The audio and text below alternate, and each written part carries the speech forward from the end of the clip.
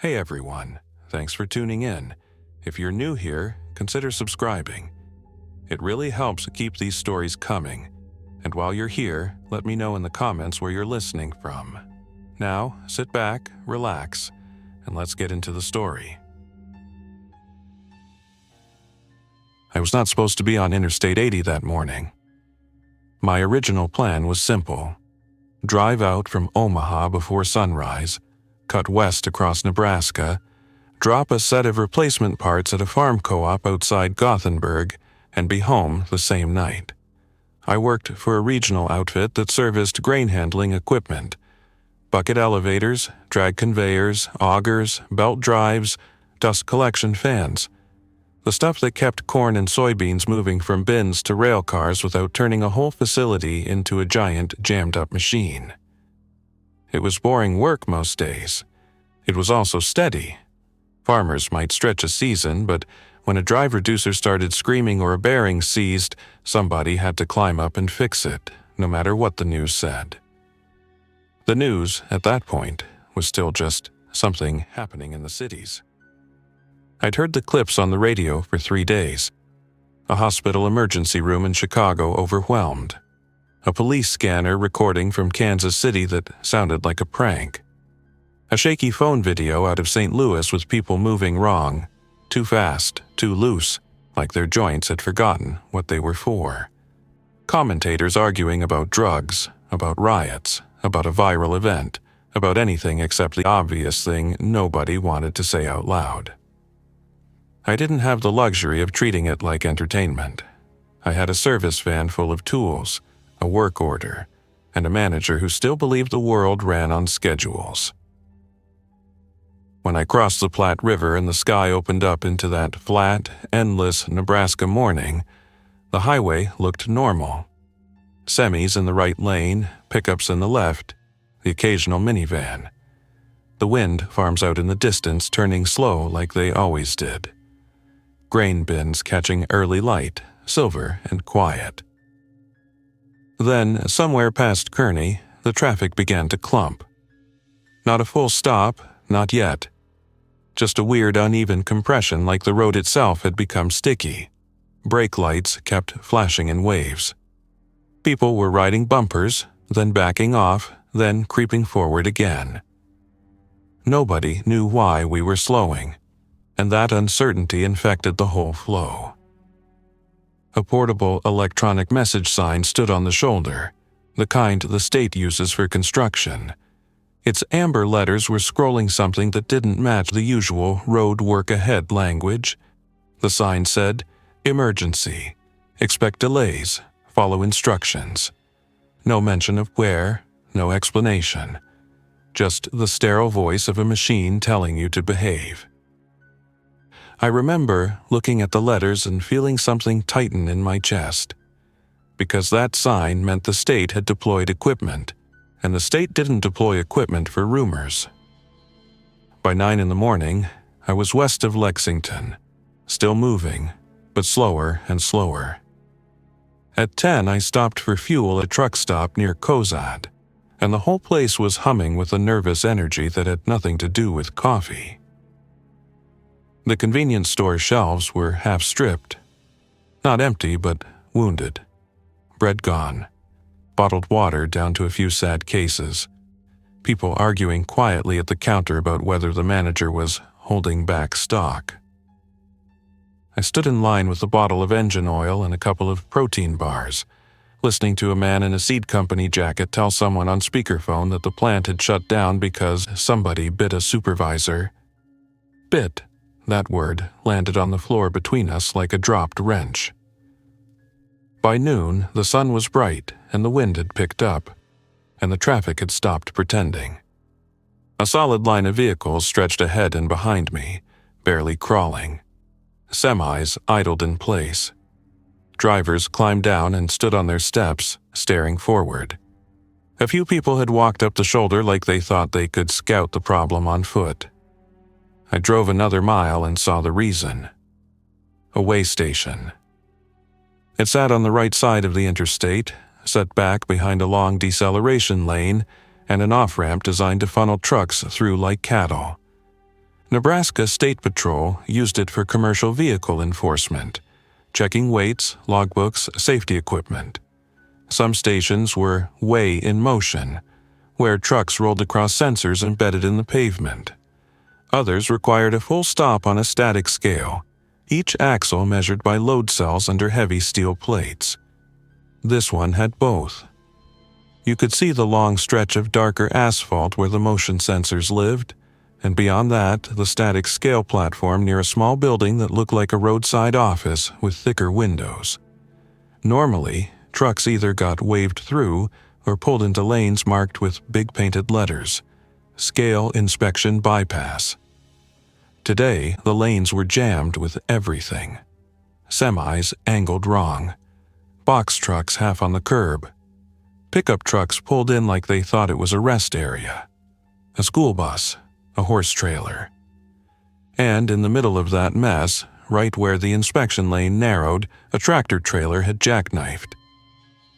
It wasn't just blocking a lane, it was blocking the idea of order.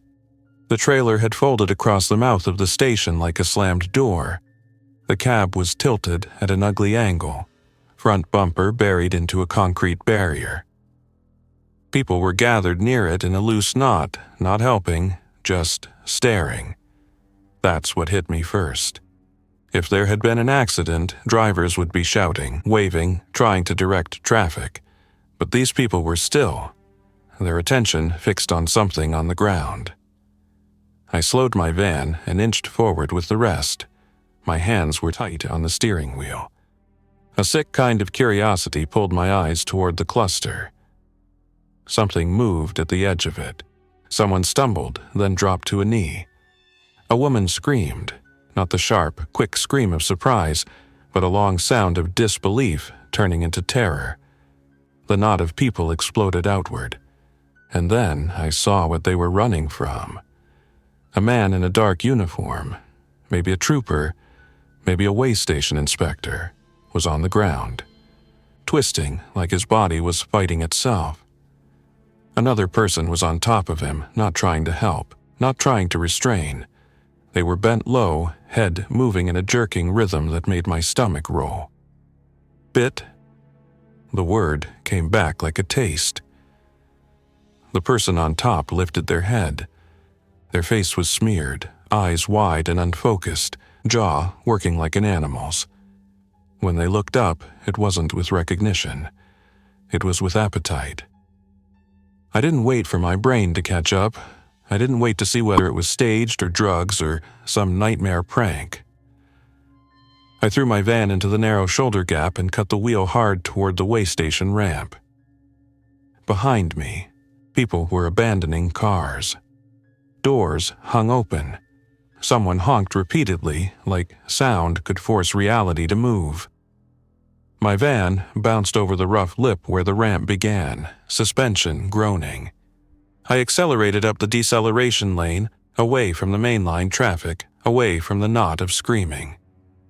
The way station entrance had a gate arm, the kind that drops to stop trucks when the station is closed. It was up. The red and green signal lights above the lanes were dead, or maybe stuck. It didn't matter. I shot into the station like a man diving into a culvert to escape a fire. It took me another 2 seconds to realize what I'd done.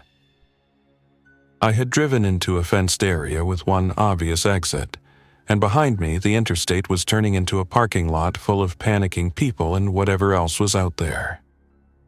I rolled forward until the building was on my left and the static scale platform was ahead. The place smelled like hot asphalt and diesel exhaust. A few trucks were still idling in lanes, their drivers either gone or frozen. The small building had a front door facing the lanes, and a side door on the far end near the office windows. The windows were tinted, probably ballistic rated or at least reinforced, built to keep angry drivers from putting a fist through the glass. A chain-link fence wrapped the perimeter, topped with angled arms and barbed wire. Not prison grade, but enough to discourage casual trespassing. There was a second gate farther down where maintenance vehicles could enter. In that moment, With my heart hammering and my ears full of distant shouting, the way station stopped being a government facility and became something else. A box. A box with walls and doors and a roof. A box that might keep me alive for the next hour. I parked my van tight against the building, nose angled so I could back out fast if I needed to. Then I grabbed the only thing that felt like certainty, the heavy steel flashlight I kept in the driver's door pocket. It wasn't a weapon in the heroic sense. It was a tool with weight. I stepped out into sunlight that was too normal for the scene unfolding a few hundred yards away. The first infected person I saw inside the station wasn't inside a building or on the scale. They were out by the motion sensor lane, wandering like they'd lost their place in a line. They wore jeans and a faded said corn hat. Their shoulders slumped, their arms hung loose, their head tilted as if listening for something only they could hear. Then they turned their face toward me, and I felt that same cold certainty I'd felt at the interstate. No recognition, no hey, no confusion, just interest. I backed up without running because running makes you trip. I kept the building at my left shoulder and moved toward the side door, eyes flicking between the wandering figure and the entrance. The simulated calm lasted about 4 seconds. The infected man's walk changed. It wasn't a sprint, not at first. It was a sudden commitment of motion, like a switch had been thrown. His feet hit harder. His arms came up slightly, not in balance but in reach. My hand hit the side door handle. I yanked. Locked. Of course it was locked. It was a state facility. They didn't leave doors open for anybody with a bad attitude. I spun and ran for the front entrance, my boots slapping asphalt. The infected man was closing the distance, faster than any drunk should move. I could hear the soft, choked sound of his breathing. The front door was glass with a metal frame. It had a keypad and a card reader, locked too. I had 1 second of pure panic, standing in front of a door I couldn't open, with a hungry thing behind me. Then my eyes snapped to the right. A small awning covered a service window, where inspectors could talk to drivers without fully opening the door. Next to it was a narrow window that might be hinged. A lot of these buildings had a pass-through for paperwork. I didn't think. I swung my flashlight like a hammer at the edge of the window. The glass didn't explode like in movies. It cracked, spiderwebbing outward with a dull pop. That was good news and bad news. Good because it meant the window was strong. Bad because it meant I'd need multiple hits. The infected man was close enough now that I could smell him. Sweat, dirt, and something sour underneath. I hit again. The glass gave, a chunk breaking inward. I shoved my forearm through, felt jagged edges scrape my sleeve, and fumbled for the latch inside. My fingers found metal. I flipped it up and shoved. The window swung inward. I threw myself through like a man climbing into a storm cellar. My shoulder caught on the frame. I twisted and fell into the building, landing hard on linoleum. Behind me, the infected man slammed into the exterior wall, hands clawing at the window frame. He tried to push his head and shoulders in, but the opening was too narrow. His face appeared in the broken glass, teeth bared, eyes wide. I scrambled backward and kicked the window shut. The latch didn't catch cleanly, but the frame held. He banged on it, rattling the whole panel. I crawled away until my back hit a row of metal filing cabinets. My breath came in sharp pulls. I forced myself to look around. The way station office was exactly what you'd expect: a front counter with a pass-through slot, a couple of plastic chairs bolted to the floor, a desk with dual computer monitors, a radio console, and a wall of screens showing camera feeds of the scale lanes. A small kitchenette in the corner with a microwave, a coffee maker, and a mini-fridge. A door leading deeper into the building, probably to a restroom and a small back office. The camera wall was on, but the picture flickered. Maybe the feed was losing signal. Maybe the system was already failing under whatever chaos was hitting the grid. Through the broken window, the infected man kept hammering. The glass held, but each impact made the cracks widen. I got up, shaky, and moved to the back door. It had a deadbolt and a heavy metal bar, the kind you slid into brackets as a manual barricade. The bar was in place. Good. I pulled open the back office door and found a small storage room with a mop sink, shelves of paper forms, and a cabinet labeled with a bright orange sticker. First aid. I ripped it open and grabbed gauze and tape. My forearm had scratches and one shallow cut from the glass. It wasn't deep, but it was enough to remind me that injuries now meant something different. An infected bite wasn't a simple hospital trip, it was a countdown. I wrapped the scratch anyway. Not because it would save me, but because doing something with my hands made my mind stop spinning. The banging at the window continued. I walked back to the front counter and looked at the camera screens. One showed the interstate shoulder. People were still abandoning vehicles. The knot near the jackknifed truck was gone, scattered. A couple of figures moved in the lanes with that same unnatural intent. More were drifting in from the line of stopped cars. Another screen showed the scale lanes outside.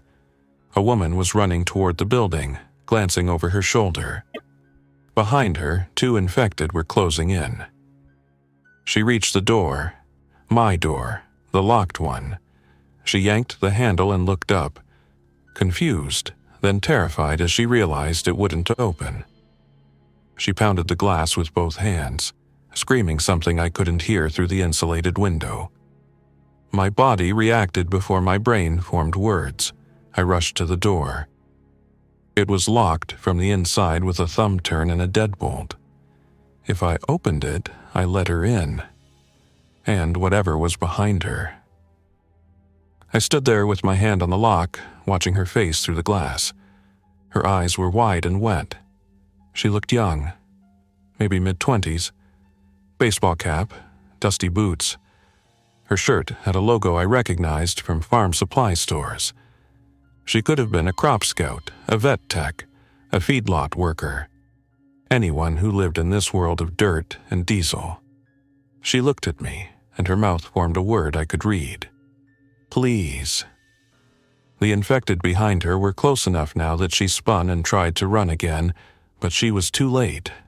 One grabbed at her sleeve. She stumbled. The other collided into her, and all 3 went down. I didn't watch what happened next. I couldn't. My mind refused. I stepped back from the door as if distance would erase the image. My stomach clenched so hard I thought I might be sick. The banging at the broken window slowed, then resumed with renewed force. The infected man outside was still trying to get in, driven by sound and movement. I realized something then that would shape everything after. This building was secure, but it wasn't sealed. It was not a bunker. It was an office with windows, and windows break. My eyes scanned the room for something heavier, something that could reinforce the weak point.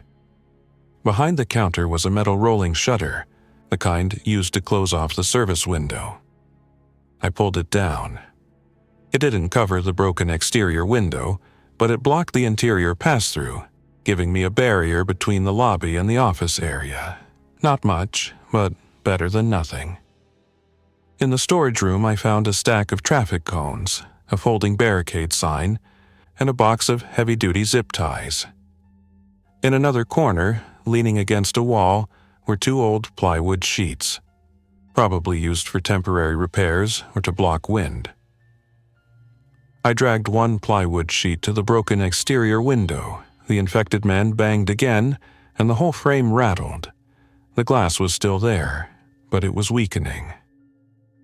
I shoved the plywood over the window from the inside. It didn't fit perfectly, but it covered the opening and pressed against the frame. I wedged it with the plastic chairs, their bolted bases giving some stability. When the infected man hit again, the plywood flexed, but it held.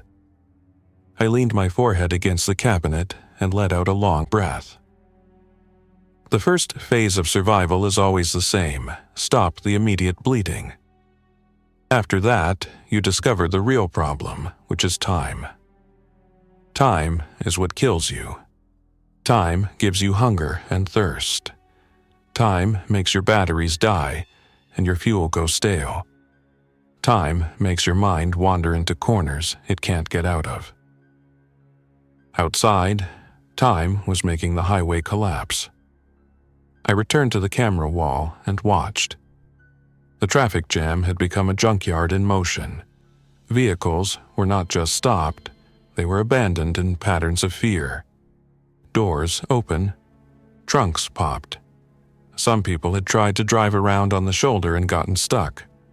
A semi had climbed halfway into the grassy median, tires dug in. And the infected moved among it all like water finding cracks. They weren't everywhere, not yet. It wasn't a full swarm, but it was enough to end the flow.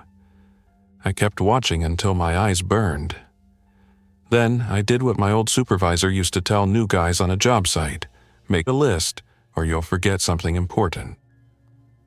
I found a notepad in a drawer and wrote down the first priorities: water, food, power, security, communication. Then I stared at the paper, because those words were easy. The work behind them was not. I started with water. The kitchenette had a sink. I turned the faucet. Water came out clear and cold. City water, pressurized, still running. That was a miracle, but miracles are temporary. I filled every container I could find: a couple of plastic pitchers, a coffee pot, even the mop bucket after rinsing it twice with soap and hot water. In the storage closet, I found a case of bottled water meant for inspectors, probably for long shifts. I stacked it in the back office. Food was next. The mini fridge held a few sad sandwiches and a carton of milk with an expiration date that was, in that moment, laughably irrelevant. There were crackers, instant noodles, a jar of peanut butter, and a box of granola bars. Not much, maybe 3 days if I rationed hard, unless I could get more. The way station sat in the middle of rural Nebraska. It wasn't a fortress with a warehouse, but it was connected to the interstate, and the interstate was now filled with supplies inside cars and trucks. If I could reach them safely. That thought sat there like bait. Power was the third problem. The lights in the building were on. The monitors were on. The radio console had a green indicator. That meant grid power was still flowing. But I knew, from every storm season and every rural outage, that the grid could fail fast once crews stopped showing up. Way stations often had backup power, at least for the camera system and radios. I went looking. Behind the building, accessed through a secured door, I found a small utility room. There was a breaker panel labeled with neat printed tags. There was a rack of battery backups, the kind that kept computers running long enough to shut down safely. And there was a generator transfer switch. The switch had a label: Cummins Onan, with a model number too small for my eyes to read without a flashlight. I followed conduit out through the wall and found, behind a fenced enclosure, a green generator the size of a small pickup truck bed, mounted on a concrete pad. Diesel-powered, weatherproof, the kind of thing you'd see behind a courthouse or a clinic. There was a fuel tank integrated into the base, likely holding enough for a day or two at partial load. The enclosure had a lock.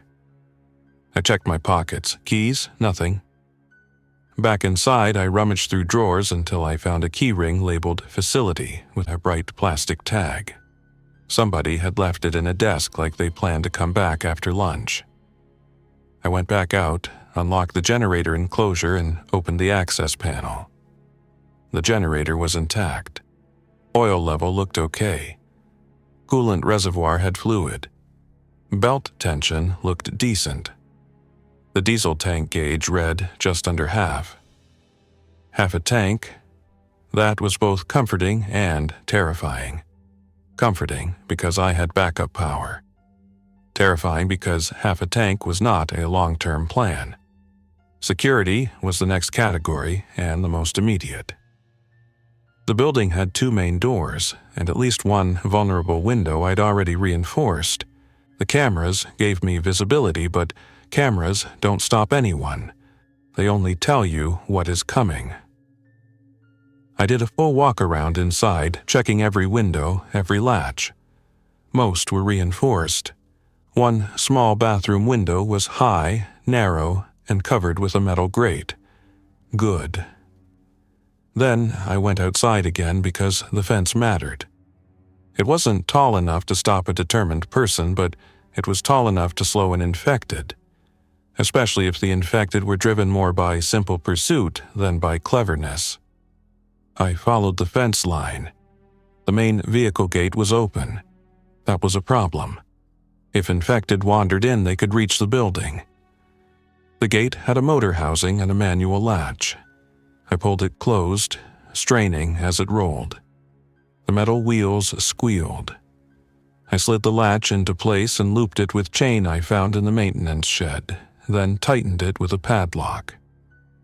The maintenance gate farther down was already closed. I locked it too.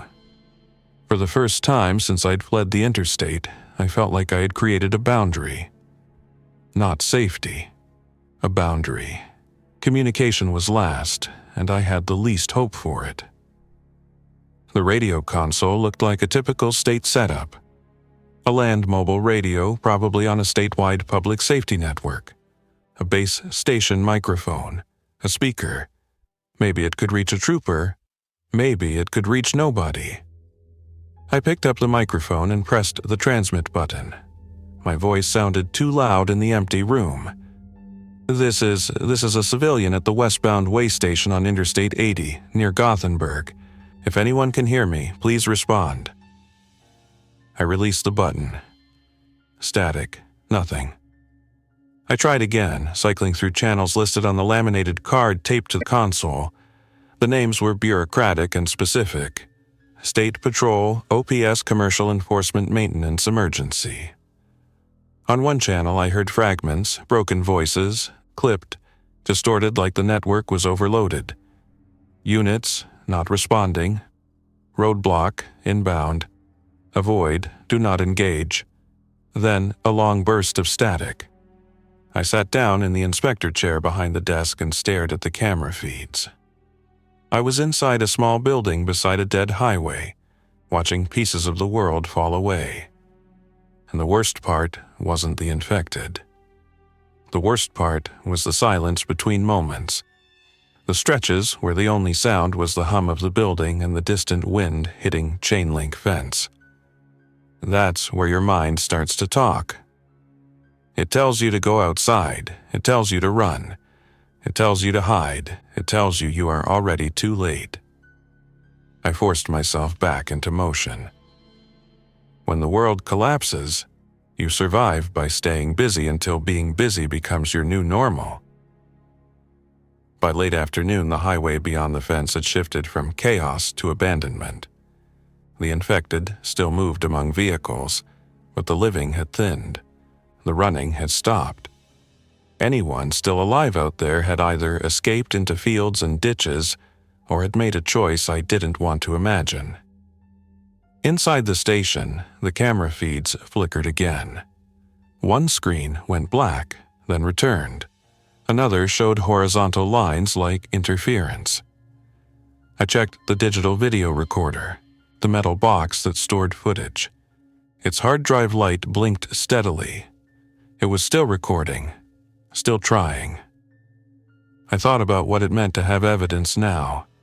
Footage of the end. I found myself talking out loud, not because I believed someone could hear, but because silence felt like pressure. "Okay," I said to the empty office. "Okay, we make it through tonight. Then we see." Night was coming, and I had no idea what night did to infected. I only knew what it did to me. At 6:30 p.m., the sun dropped low enough that the building's tinted windows turned into mirrors. I pulled the blinds down in the office area, reducing visible light from outside.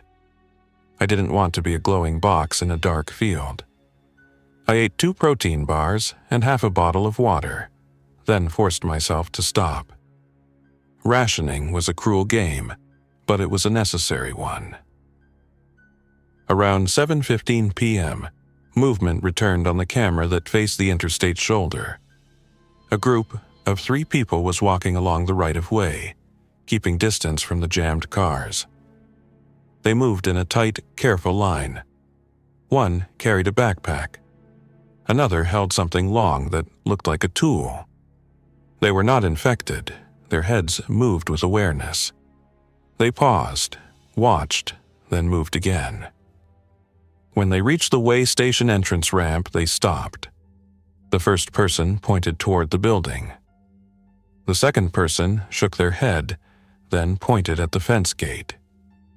The third person stood still, as if listening. I felt my heart begin to race again. Living people were more complicated than infected. Living people could bargain. Living people could also lie. I grabbed the microphone to the radio console, then put it down. They wouldn't hear that. I moved to the lobby window, one that wasn't broken, and peered out through a narrow gap in the blinds. The group stood near the closed gate, looking in. They could see the building. They couldn't see me. One of them raised a hand and waved slowly. It was such a normal gesture that it almost broke me. I stepped back, took a breath, and made myself think. If I let them in, I gained allies. I also gained mouths to feed. If I didn't, they might leave. Or they might decide the building had supplies worth taking. Either way, they now knew someone might be inside because the gate was closed and locked, and it hadn't been that way earlier. I moved back to the camera wall and zoomed the feed digitally as much as the old system would allow.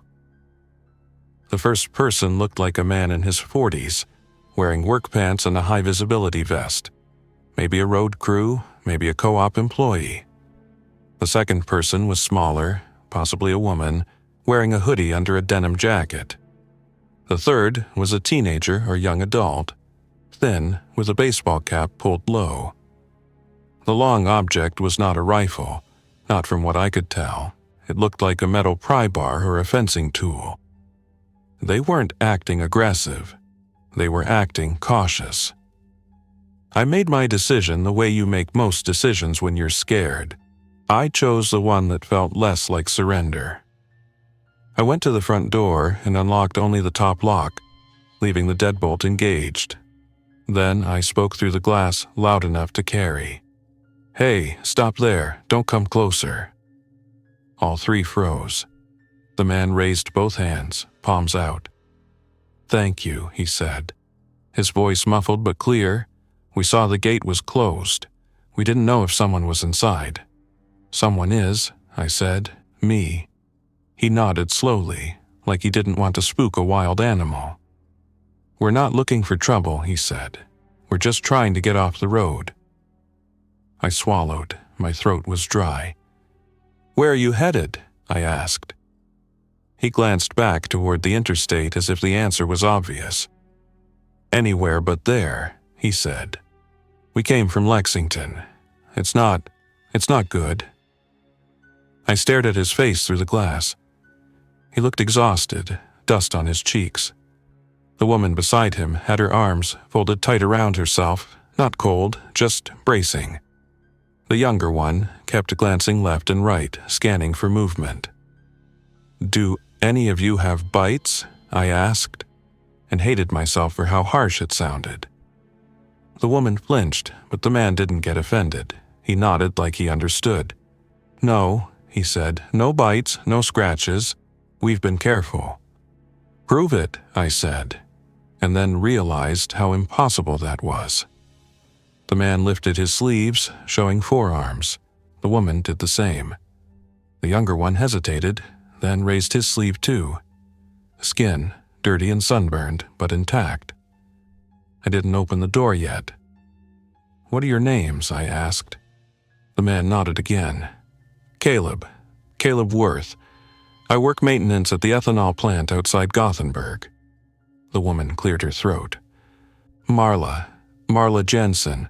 I'm a veterinary technician. I was on my way to a call." The younger one spoke last. "Tate," he said. "Tate Jensen, her brother." I let that settle. Real names, real jobs. People anchored to places. I looked at the cameras again. Nothing moving near the gate. No infected drifting close, at least not in the immediate view. I thought about what I was doing. Opening the door meant changing the entire shape of my survival. It meant the way station would no longer be a quiet box. It would become a small community, with all the noise and risk that came with that. But keeping it a quiet box meant spending night after night alone, watching screens flicker, listening to silence, and eventually making a mistake because loneliness wears you down like rust. I unlocked the deadbolt. "Okay," I said. "One at a time, fast, and if anything feels wrong, I'm closing it." Caleb nodded. "Fair." I opened the door just wide enough for one person. Caleb slipped in, turning sideways, hands still visible. I shut and locked immediately, then repeated the process for Marla, then Tate. The moment they were inside, the air changed. 3 extra bodies, 3 extra breaths. The room felt smaller, warmer, more human. Marla's eyes went to the broken window area, the plywood, the chairs braced against it. "You're alone here?" she asked. "I was," I said. Tate looked at the camera wall. "That's the interstate?" "Yeah," I said. "That's the whole mess." Caleb exhaled slowly, the sound of a man trying not to panic in front of others. "We tried going north," he said, "county roads, but we ran into people in the ditches. And then the town was shutting down. The plant sent everyone home, then the manager locked the gates. We couldn't get fuel. We couldn't get anyone on the phone." Marla's voice was small. "The clinic in town. They were telling people to stay away, but animals were already acting strange, like they knew." I studied her. Vet techs see panic up close. They see people cry over animals, see injury, see blood, see death. If she looked shaken, it meant what she'd seen was beyond ordinary. Caleb looked at me. "What's your name?" I hesitated, because names are another kind of commitment. "Evan," I said, and the lie slid out before I could stop it. My real name suddenly felt too intimate, too vulnerable. He nodded. "Evan, thank you." I didn't answer. Gratitude felt heavy. We moved into the office area behind the shutter, away from the lobby windows. I gave them water, watched how they drank, not desperate gulps like animals, but careful sips. That mattered. It meant they were still thinking. Caleb did what practical people do in chaos. He looked at the room and started assessing. "You got power?" he asked. "Grid for now," I said. "Backup generator outside." He nodded. "You got fuel?"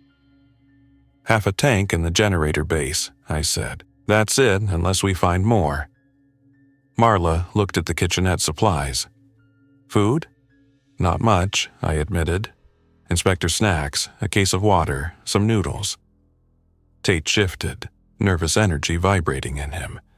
"There's food in cars out there," he said, pointing at the camera wall. "There's trucks, semis. They haul everything." Caleb looked at the screens, and then looked at me like he could see the fight already happening inside my head. "We don't have to do it now," he said. "But we can't stay in here on granola bars. Not 4 of us." 4. That word hit me hard, because it meant I had already stepped into a different world. A world where decisions weren't just about my own fear, they were about other people's lives. Marla sat down in the inspector chair and rubbed her face. If the phones are down, if everything is down, she looked up. How long do you think this lasts? I wanted to tell her a number, a timeline, something solid. Instead, I told the truth. I don't know, I said. I just know the road is going quiet. We all fell silent as if on cue, listening. Outside, beyond the fence, the wind moved through tall grass along the interstate. Somewhere far off, a car alarm began to wail, faint and lonely. Then it stopped. It was the first time I really understood what it meant for the roads to go silent. It wasn't just the absence of engines. It was the absence of expectation. The highway had always been a promise. If you got in trouble, someone would come along. A trooper, a tow truck, another driver, a civilization that moved. Now, the highway was becoming a museum exhibit, a line of artifacts baking in the sun. And we were sitting in a small office beside it, trying to decide whether hiding was survival or surrender. That night, we made a plan. Not a heroic plan, not a movie plan. A checklist plan. We would keep the building dark after sunset. We would rotate watch in 2-hour blocks. We would not open doors for anyone without assessment, and we would not go out onto the interstate at night. In the morning, at first light, Caleb and I would do a controlled sweep of the immediate way station yard, then the ramp, then the closest vehicles along the shoulder, looking for supplies that could be moved quickly. Marla would inventory everything inside the building and track food and water. Tate would help, but he would also be tasked with monitoring camera feeds and keeping a written log of movement. Time, direction, number of infected. Data. Because when panic rises, data helps you pretend you're still in charge. We wrote it all down. The act of writing was a kind of anchor. Before midnight, the grid power flickered once. Lights dimmed, monitors blinked, then stabilized. Caleb looked at me across the desk. "That's your warning," he said quietly. I nodded. Around 1:15 a.m., on the far camera facing the interstate westbound lanes, we saw headlights. A single vehicle, weaving slowly between stopped cars, moving the wrong way along the shoulder. It wasn't a rescue. It wasn't a trooper. It was a private truck, an older pickup with one headlight out, creeping like it was hunting for a gap. It stopped near the way station ramp. The driver door opened. A man stepped out, silhouetted in his own lights. He stood there for a long moment, looking toward the fenced station. Then he walked toward the gate. I leaned forward, tension crawling through me. He reached the fence and grabbed the chain link, shaking it lightly. "Hello?" he called, a voice barely audible even through the building's walls. "Anyone?" Caleb was beside me now, watching. Marla was behind us, hand over her mouth. Tate sat rigid, staring at the screen. The man at the fence didn't shout, he didn't plead, he just stood there, gripping the wire like he was holding himself up. Then he did something I'll never forget. He turned his head slightly, like he was listening. And from the darkness behind his truck, something moved. A figure stepped into the edge of the headlights, then another, drifting forward with that same wrong body walk. The man turned, saw them, and backed away from the fence so fast he nearly fell. He stumbled toward his truck. One of the infected reached him before he got there. It grabbed his shoulder and spun him. He shouted and shoved, trying to break free. More figures entered the light. Caleb's voice was low. "Don't open the gate." "I'm not," I said, but my hands had already clenched into fists. The man struggled, frantic, He got one hand on his truck door handle. He might have made it. Then the screen filled with bodies. We couldn't see details. The camera resolution at night wasn't good enough. But we could see movement, density, the way the infected converged like they were drawn by the same signal. After a few seconds, the man disappeared under them, swallowed by shadow. The infected remained clustered for a moment, then slowly, one by one, began to drift away, dispersing like a tide receding. The road ate another person, and the way station stayed closed. We didn't speak for a long time after that. At 3:30 a.m., the grid power failed. The lights went out, the monitors died. The building dropped into darkness so complete it felt like falling underwater. For one terrifying second, there was nothing. No cameras, no radio hum, no artificial sound. Then, the battery backups kicked in with a soft beep. Emergency lights came on. Dim, tinted green. A couple of monitors restarted, but only the ones plugged into backup circuits. The camera wall stayed dark. Caleb moved immediately, like he'd been waiting for this. "Generator," he said. We grabbed flashlights. We moved to the back door, unlocked it quietly, and stepped into the night yard inside the fence. The air was cold and smelled like weeds and diesel. The stars were sharp, too bright, because highway lights beyond the station were now dark too. Civilization's glow was fading. We moved to the generator enclosure. Caleb unlocked it with the facility key. I flipped open the access panel. The generator control panel had a screen, faintly lit. It showed it was in standby, ready to start automatically, but the automatic start hadn't happened. That meant either the transfer switch hadn't engaged, or the generator had faulted. Caleb pointed his flashlight at the control screen. "Low battery," he said. "Starter battery might be weak." I felt a bitter laugh rise and choke in my throat. Of course, the one thing that could save us had a dead battery because nobody had done maintenance while the world was ending. But batteries aren't magic, they're chemistry. They can be boosted. I looked back toward my van, parked tight against the building. "I've got jumper cables," I said. Caleb nodded once. "Then we do it fast." We moved like thieves, not because we were stealing, but because noise traveled. Inside my van, the cab smelled like old coffee and grease. I grabbed the jumper cables from the tool bin. We returned to the generator. We hooked the cables, red to positive, black to ground, careful not to let clamps touch. I started my van, engine rumbling low. Caleb watched the generator panel. The battery voltage climbed. "Try now," he said. I pressed the start button. The generator cranked once, sluggish, twice.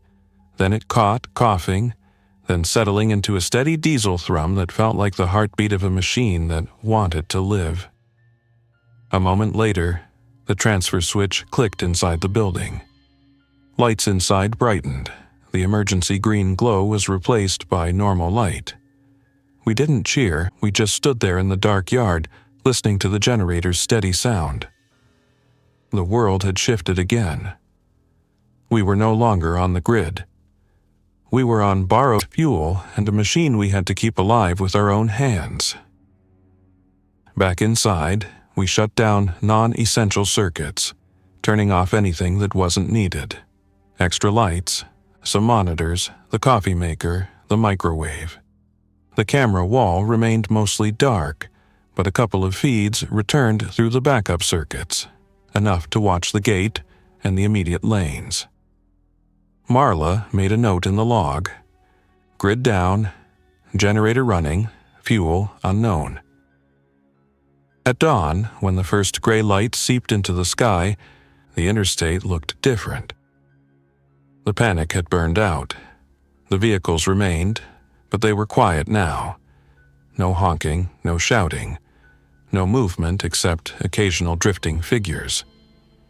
The roads had not just gone silent. They had gone still. And that was when we made the decision that would shape everything that followed. We were going out, not to be brave, not to fight, not to clear anything. We were going out because starvation is quieter than the infected, and it will finish you without ever making a sound. Caleb and I suited up the way working men do when they're about to climb into danger, with layers and practical gear, long sleeves, work gloves, eye protection from the first aid cabinet, steel-toe boots. We wrapped duct tape around our cuffs where sleeves met gloves, creating a crude seal against bites and scratches. I took my heavy flashlight and a framing hammer from my van. Caleb took a long pry bar from the station's maintenance rack. We didn't talk about firearms because none of us had one. Not here, not yet. In Nebraska, plenty of people do, but the people with them were out there on the road, and we were not going to start our day by trying to take something from someone who might still be alive. Marla and Tate stayed inside watching cameras, ready to lock down if we got chased. We opened the back door quietly and stepped out into morning. The air smelled like damp grass and diesel exhaust that was already fading.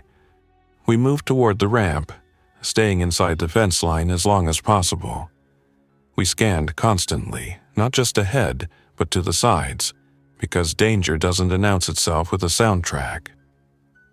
At the gate, Caleb paused. "Once we open this," he said, "we change what this place is. It stops being sealed." "I know," I said. We opened it anyway, just enough for us to slip through, then pulled it shut behind us, leaving it unlatched so we could get back in quickly. We moved down the ramp toward the closest vehicles. The first car was a minivan with the rear hatch open. Inside were scattered supplies, diapers, snack bags, a small suitcase.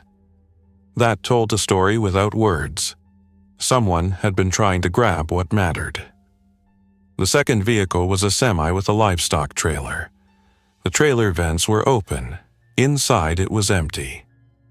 That hit me harder than I expected. Livestock trailers are loud. Animals shift, stomp, breathe. Empty meant the driver had either released them or never loaded them. Either way, animals were now loose somewhere out in the fields. Another problem waiting to happen. We found food fast, but not the kind you want to live on. Candy bars, chips, soda. It was still calories, still fuel, but it was the fuel of desperation.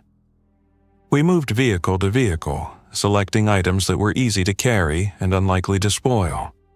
Peanut butter, crackers, canned soup, bottled water, a bag of rice that had been in a pickup truck bed, a camping stove in a trunk still in its box. We didn't linger. Twice we saw infected in the distance, drifting between vehicles. They didn't notice us at first. They moved toward noise, toward motion, toward life. Once, one turned its head our direction, and my whole body went rigid. Caleb tugged my sleeve. We backed away slowly, keeping vehicles between us and it. It lost interest. We kept moving. By 8:30 a.m., we had 2 full duffel bags of supplies and sweat on our backs. We turned toward the ramp. That's when we heard the engine. A vehicle was moving on the interstate again. Not fast, not normal, but moving. A pickup truck was creeping along the shoulder, weaving around stopped cars, heading toward us. For a heartbeat, hope flared. A living driver? Help. Then the truck hit a car door sticking out into the shoulder and lurched, metal grinding. The horn blared accidentally, a long sustained sound, and across the field of abandoned vehicles, heads turned. Movement changed. The infected began to converge. The driver of the pickup didn't stop. He accelerated slightly, trying to push through the chaos. He was coming toward the way station ramp, toward the only clear lane.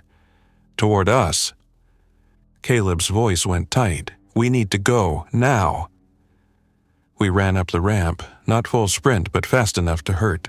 The duffel bags bounced against our sides. My lungs burned. Behind us, the horn kept blaring until the truck finally angled away and disappeared behind a line of semis.